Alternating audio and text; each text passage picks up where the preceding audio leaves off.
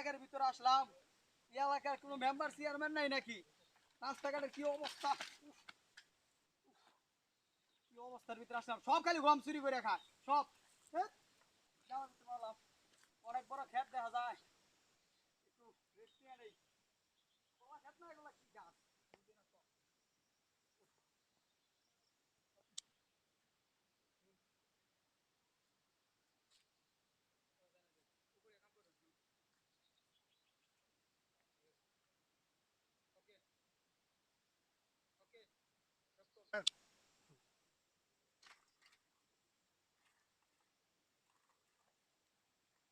এ চাচা, এ চাচা, এখন এ হুইনা যান।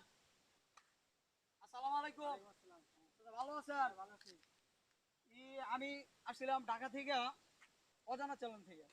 তো আপনাদের গ্রামটা আমার কাছে অনেক ভালো লাগলো। আসলে এটা কি ক্ষেত আপনি বলতে পারেন? এটা হচ্ছে কলা ক্ষেত। এটা কলা ক্ষেত? এটা কলার চারা? হ্যাঁ। ও আচ্ছা, আমার এই গাছগুলো প্রথমে কিভাবে লাগায় আর আসলে এই ক্ষেতগুলো এত বড় বড় কিভাবে বড় হয়, গাছ ফলা হয়, আপনি কি এই সম্বন্ধে কিছু বলতে পারেন? এ সময় তো আমি আর কি শহরে থাকি, বেশ একটা জানি না আর কি। চাচা বলতে পারবে, ওইদিকে চাচা আছে, চাচা জিজ্ঞাসা করেন। ও আচ্ছা, ঠিক আছে। আচ্ছা ঠিক আছে, ওকে। আচ্ছা ভাই যাই। ঠিক আছে, ভালো চাচা থাকেন। যাই, আমি যাই। আচ্ছা ঠিক আছে।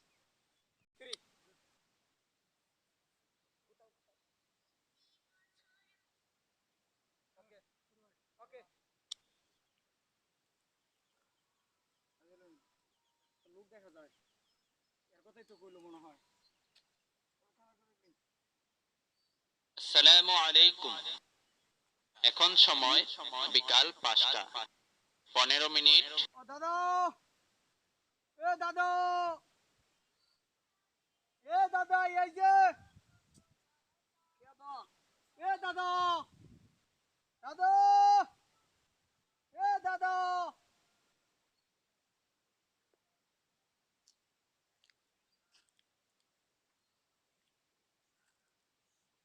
আসসালামু আলাইকুম। ওয়ালাইকুম। কি? আসসালামু আলাইকুম। খাইছি খাইছি সকালে খাইছি। আরে ভালো আছি, শরীরটা ভালো? ভালো না দাদা, ভালো না। অসুখ? দিন ধরে জ্বরে মাইরা খাইছি। ও, কি দেখাইছুন সকালে? পান খাইতাছি, পান খাইতাছি। আরে সকালে কি দেখাইছুন? খাইতে সকালে কি দেখাইছুন? সকালে সমস্যা কি আছে, দেখাইছুন? কানো সমস্যা আছে। বড়ি টড়ি খান না, ডাক্তারের কাছে গেছিলেন? ডাক্তার আছে না গা, জানা ডাক্তার নাই দেশে। এ, এ, তো আমি আসছিলাম সেই ঢাকা থেকে, হ্যাঁ, অজানা চ্যানেল থেকে আমি আসছিলাম, তো আপনার সাথে কিছু কথা বলতে চাই, সময় হবে আপনার? নেত্রকোনা চাইছো? না না, ঢাকা থেকে, ঢাকা ঢাকা। ঢাকা, এই ঢাকাতে বড় বড় গাড়ি চলে, বড় বড় গাড়ি, বড় বড় বাড়ি। ঢাকা, ঢাকা থেকে আইছি। আমার ছোটগুলা তো তাহে ঢাকা। ও, ডাহা ডাহা, হ ডাহা দিয়ে আইছি, ডাহা দিয়া। কি কও? আপনার লগে কিছু কথা বলতে চাইছিলাম, আপনি সময় দিতে পারবেন? সে তো মধ্যে গাছ হয়ে গেছে, সময় তো নাই। আবার দাদিরে ডাক্তার বাড়ি লই যাওয়া লাগবো। ও, আমার দাদি হতে অসুখ। হ্যাঁ, ও, অসুখ। মানে আসলে আমি আপনার কিছু প্রশ্ন করতে চাইছিলাম, যদি আপনি দয়া করে উত্তর দিতেন। পেরাস না? হ্যাঁ, প্রশ্ন উত্তর দিবেন, সময় আছে? ও, সময়টা আছে। আচ্ছা ঠিক আছে। বই এলো। পান খাস? না, পান তো খাই না। তো দর্শক, আমি সেই অজানা চ্যানেল থেকে আসছি। আসলে আমাদের ঢাকা শহরে যে কলাগুলো যায়, আসলে এই কলাগুলোর ভিতরে কি পরিমাণ ফরমালিন দেওয়া হয়, কি পরিমাণ বিষাক্ত জিনিস মিশানো হয়, আর সেই সমস্ত কলাগুলো আমরা খাই। এই জন্য আজকে দেশের ভিতরে অধিকাংশ মানুষ, 100%-এর ভিতরে আমি মনে করি 200% মানুষ অসুস্থতার কারণে অসুস্থতার ভিতরে ভুগতেছে। এর একমাত্র কারণ হইতেছে আমরা যেই জিনিসটাকে ভালো মনে করে আমরা খাইতেছি, এই জিনিসের ভিতরে সমস্যা, এই জিনিসের ভিতরে ফরমালিন, এই জিনিসের ভিতরে ভেজাল। আসলে দর্শক, এই কলাগুলো কিভাবে উৎপন্ন করা হয় এই দেশের ভিতরে, এই ক্ষেত থেকে কিভাবে কেটে নিয়ে ঢাকা শহরে প্রচার করা হয়, চালান করা হয়, সেই সম্বন্ধে আমি এই ক্ষেতের মালিকের সাথে আমি কথা বলবো। আপনারা অবশ্যই আমাদের সাথে থাকবেন। আসলে দর্শক, আমরা সেই ক্ষেতের মালিকের সাথে কথা বলতেছি। আসলে দাদা, এই যে কলার চারাগুলো আপনি করছেন, এটা আসলে প্রথমে কিভাবে লাগালেন, যদি আপনি আমাদেরকে কিছু বলতেন। প্রথম নাঙ্গল দিয়া হাল দিছি। পরে আপনি কিভাবে এই কলার চারাগুলো কিভাবে এরকম বড় গাছ হয়ে যায়, আপনি যদি একটু বলতেন। এটা তো আল্লাহই বড় করে। এটা পরে দড়ি দিয়া কাল করছি। সার দিছি, এই যে জৈব সার, গোবর দিছি কিনে আইনা, টাক দিয়ে আইনা, বেন দিয়ে আইনা দিছে, কামলা লাগাইছে, বড় হয়েছে এমনি, আল্লাহই বড় হচ্ছে। আচ্ছা, আসলে আমরা যে ঢাকা শহরের ভিতরে যে কলাগুলো খাই, আসলে তো দেখি ওই কলাগুলো তো অনেক ফরমালিন দেওয়া, অনেক কি হয়, কলাগুলো অনেক বড় হয়, মোটা হয়, অনেক, আসলে এটা আপনারা কিভাবে করেন যদি আপনারা একটু বলতেন। আমি দাদা ফলর মধ্যে কোনো 2 নম্বরই করি না। দেখেন, দেখ, সার মার দিছি, এই যে জৈব সার, এমনি বাড়তি কোনো ইউরিয়া মিরিয়া দেই না সার।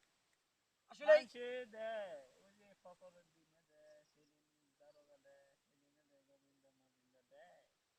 ও আচ্ছা, তাহলে আপনি বলতেছেন আপনার ক্ষেত্রে মধ্যে আপনি কোনো এরকম কোনো 2 নম্বর কোনো জিনিস ব্যবহার করেন না। না না আসলে না, আপনার মতো আমি কিছু লোকের সাথে আমার এরকম কথা হয়েছে, তারা সকলে বলে যে না, আমরা ক্ষেতের মধ্যে কোনো জিনিস ব্যবহার করি না। আসলে আপনি কি সত্য কথা আপনি বলেন, আমি কার কথাটা বিশ্বাস করব? অনেক অসাধু ব্যবসায়ী আছে এরকম মিথ্যা কথা বলে, তারা আপনি কি বলতে বলতে পারে। চাইতেছেন যে আপনি মিথ্যা কথা বলেন না? আমি তো দাদা মিথ্যা বলতেছি না। আচ্ছা, আপনার কি এই কলার ক্ষেত ছাড়া আর অন্য কোনো কলা আছে, যে কলার ক্ষেত আছে, যে কলার ক্ষেতের ভিতরে আমরা কলা দেখতে পারবো? আছে, আপনি আমার সেই ওই খালার যে কলাকে নিয়ে যাবেন? ওই উত্তর ভাই পশ্চিম ভাই আছে একটা। আচ্ছা, ঠিক আছে। দর্শক, আমরা এই দাদার সাথে সেই কলা ক্ষেতের ভিতরে যাইতেছি, আপনারা দেখতে পারবেন সেই কলা ক্ষেতগুলো।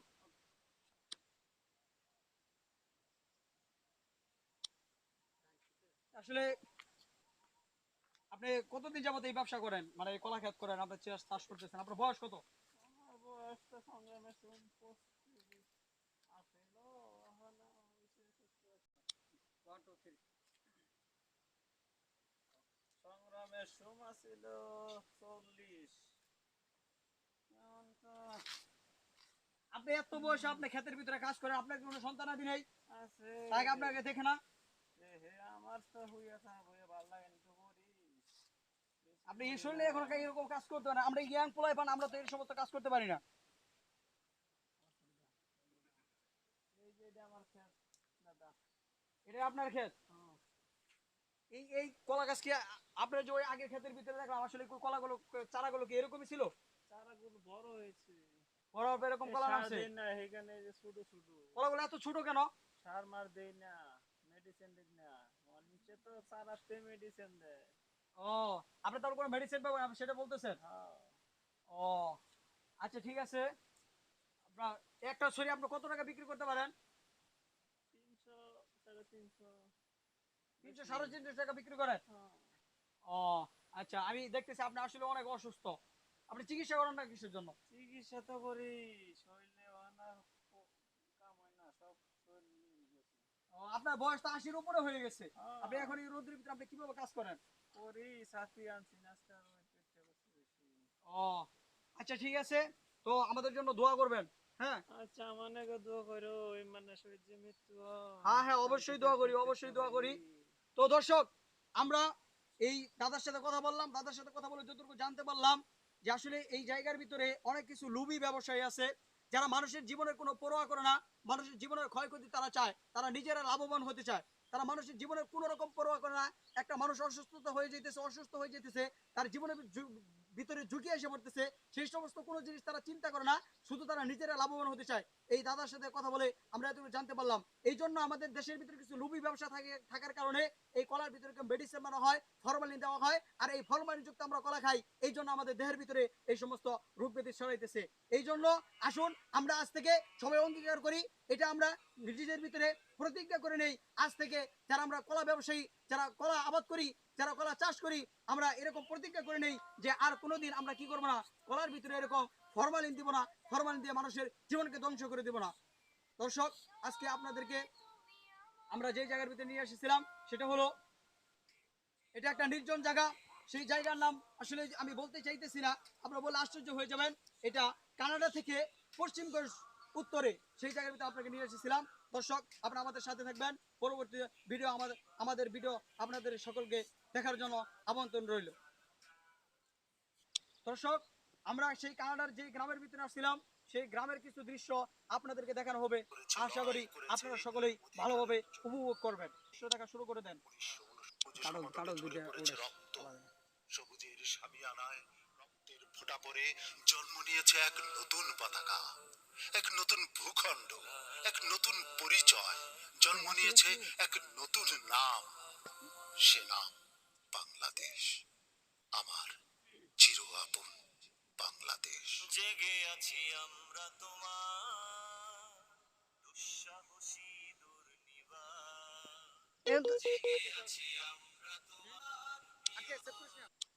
আসুন দর্শক, আমরা দেশকে ভালোবাসি, দেশের মাটিকে ভালোবাসি, দেশের মানুষকে ভালোবাসি, তাহলে দেখবেন আমাদের নিজেদের জীবনটা এবং দেশের যে সমস্ত মানুষ আছে সমস্ত মানুষের জীবনটা অনেক বেশি সুন্দর হয়ে যাবে। আপনাদের সকলের জন্য রইল শুভকামনা। আপনারা সকলেই আমাদের জন্য দোয়া করবেন। একটু হ্যালো মিলন, যখন বুকের রক্তে হ্যালো মিলন, লিখেছে একটি নাম, হ্যাঁ কই বাংলাদেশ। বাংলাদেশ শুটিং করতেছি, বাংলাদেশ শুটিং করতেছি, পাহাড়ো পাহাড়ো কোথায় যাবো? আসসালামু আলাইকুম। এখন সময় বিকাল 5টা 30 মিনিট। সে যে আমার